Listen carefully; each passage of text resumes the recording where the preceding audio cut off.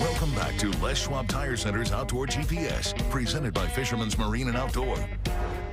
Welcome back, everyone. Thank you very much for joining us this morning. I hope that Chevy Silverado Tech Tip helps out in some way when you get out there. But right now, we're going to join Cameron Kennedy. He is the owner of CK Sport Fishing for the first time here on Outdoor GPS. And I got to tell you, Cameron, by popular demand, I wanted to make this happen, and I appreciate you spending some time while you're out there fishing with your clients this morning. But how are things going this morning for you? First off, I appreciate the nice words, and things are going all right. You know, we started this morning. We started at 6 o'clock, put our gear in the water, had one flopping around the floor of the boat by about 6:05, and we kind of got lucky and banged another one real quick after that, and missed another bite. We haven't really seen a whole lot of action so far, but we got two nice ones in the bag and missed one, and we're just going to continue to grind away. So, well, Cameron, tell everybody how you're fishing this morning. I know that you're very well known for the egg bite, right? Now, now, the egg bite's non-existent because of the conditions. So how are you actually targeting those springers this morning on the Willamette? Yeah, so unfortunately, we'd all like to be egg fishing, but we have really low flow, and I think there's still, a few diehard egg guys out here back trolling, and, you can still get them doing it. I just think there's so little flow that a lot of the fish are up in the water column. They're suspended. It's kind of hard to get them on diver and bait doing that. So now we're trolling around 360 flashers and coon shrimp spinners, or just a, 360 flasher, on a spinner. So like right here, what we have is I just have, two number 4 treble hooks, with a 3.5 blade and a coon shrimp kind of hooked right to it like that. And it seems to be, some days are different. Some days I get, 5 bites and 3 are on bear spinners, and some days I get 4 bites and all are on coon shrimp spinners. That's why I kind of like to start the morning half and half. So, well, that kind of helps you out. I mean, with a boat full of clients, I mean, you can actually run a few rods with two rod endorsements. I'm sure you don't have 10 rods out there, but maybe you do. But it's nice to have that kind of a thing where you can figure out what they might want. Is there ever a time, though, Cameron, when you do notice that they do maybe go from a straight spinner to a shrimp spinner? Is there something that might change that makes them do that, or do you have a theory on that? It kind of, when there's more, when the sun's up real high and it's kind of midday, morning bite, I tend to get a few more bites on coon shrimp spinners for sure. Mm-hmm. As the sun gets up, right now we're kind of overcast up, but when the sun comes up, it's real high in the water. I always put my bow rods kind of with some bear spinners, flashy gold, bronze, nickel blades with red beads, and those consistently get bit. 20 to 24 foot in the water column of 14, 16 ounces. Sometimes these fish just want a bear spinner. Sometimes they want just a bland bear spinner. Copper, nickel, gold, like those blades can be deadly up here. And then I've also seen days where they want, an Armageddon, green dot with a Coast Guard back, with a prawn-sized coon shrimp on it. That's why it helps to have more rods in the water, because you get to give them more chances, more opportunities to see what they want, Well, now, of course, everyone, he's in the Oregon City area. He's trolling suspended in areas that if just 10 years ago, you would have never seen anybody doing that style of fishing. Now, in the last decade, things have changed significantly. What kind of got you prompted to, get into guiding? I've been out there in Oregon City for almost 50 years, and you kind of came in with a bit of a splash, man. It was like, who the heck is this guy? Who is this guy catching more fish than the regulars? And, that's one of the stories behind getting you on is that you've been guiding for a handful of years now. What kind of got you into guiding, and what do you see yourself doing going forward? Maybe even what your next fishery is after things kind of die off in the Oregon City area. So I've kind of been fishing all these, Willamette, Columbia, fall Chinook, spring Chinook, summer steelhead, winter steelhead, fall Chinook, down to the coastal tributaries, Tillamook Bay, Nehalem Bay, all that stuff my whole life. I got into guiding 7 years ago. I got my Coast Guard's license, and I started working for a lodge up on the Neshigak River in Southwest Alaska. And I started guiding up there. And after about, 4 years, about 3 years of doing that, I didn't plan on guiding here full time in Oregon. I just wanted to do it, summertime. I was in my mid-20s. It's a good place to go spend the summer. I decided to start my business here, and, obviously you start a business and it takes some time to build it. And over a couple of years, it kind of just took off, I've had some very good teachers, when it comes to fishing, Pete Tracy, Tim Sheehan, my dad has been a huge teacher to, the Oregon City area specifically. you kind of find something that works and you kind of go to it day in and day out. And some days they want your stuff and you outfish everyone. And some days, you know, you put a couple in the boat, and it's just, you know, one thing I've learned in Oregon City is you're not going to be the king every day.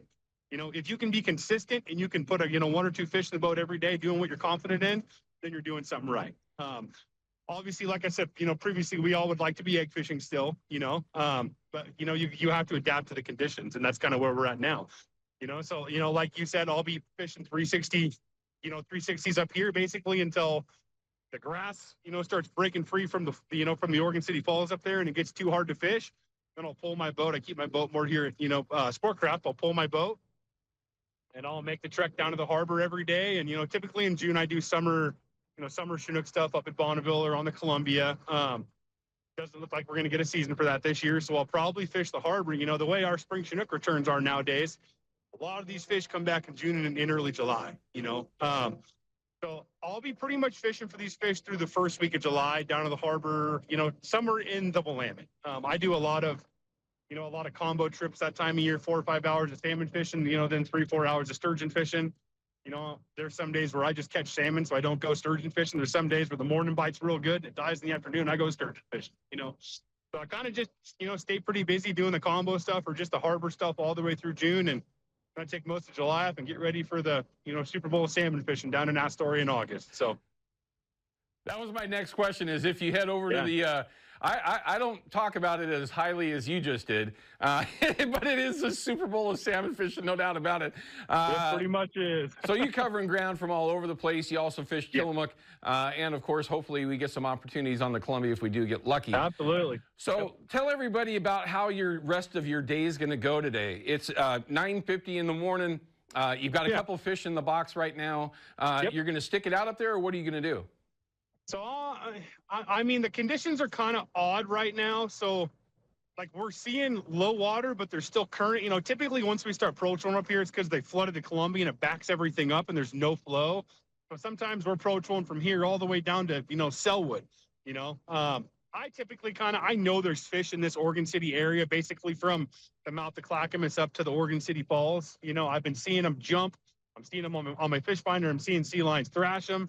I like to fish where the fish are, you know. I know that there's some guys a little further down in the river that are getting them, you know, 1 or 2 here just covering ground. Yeah, they're Rob off his catching this morning. So hey, whoever your camera person is knows exactly how to do it right on live television. That's how you actually bring it. That's how you bring it, Cameron. That's how you do it. That's proof is in the pudding, everyone. If you haven't heard that before, well, Cameron. Oh yeah. So yeah, we're just gonna, you know, keep on changing baits and keep pulling grass and keep making loops, and I'm sure we'll get a few more chances today. It's, you know, springer fishing. You know, we're not fishing at Bonneville in September getting 30 bites a day. You know. So, you know, my motto is I work hard, I keep changing baits, and it pays off, you know. Well, it seems like you've already done pretty good. A lot of the reports that I'm getting from all over the Willamette are not with 2 fish in the boat. Although I do know one boat, Keith, you know who you are, that's got 2 in the boat, but he's only got a couple of guys out there. Okay, so I always have to ask this question, Cameron, when we have somebody on. What's your availability like going forward? Do you have opportunities to still chase spring Chinook with new clients, or are you already booking for later on?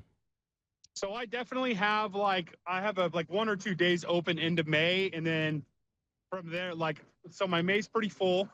Most days I got 4 to 6 people in my boat. Once I get into June, I definitely have, you know, second week of June on, I have quite a bit of availability.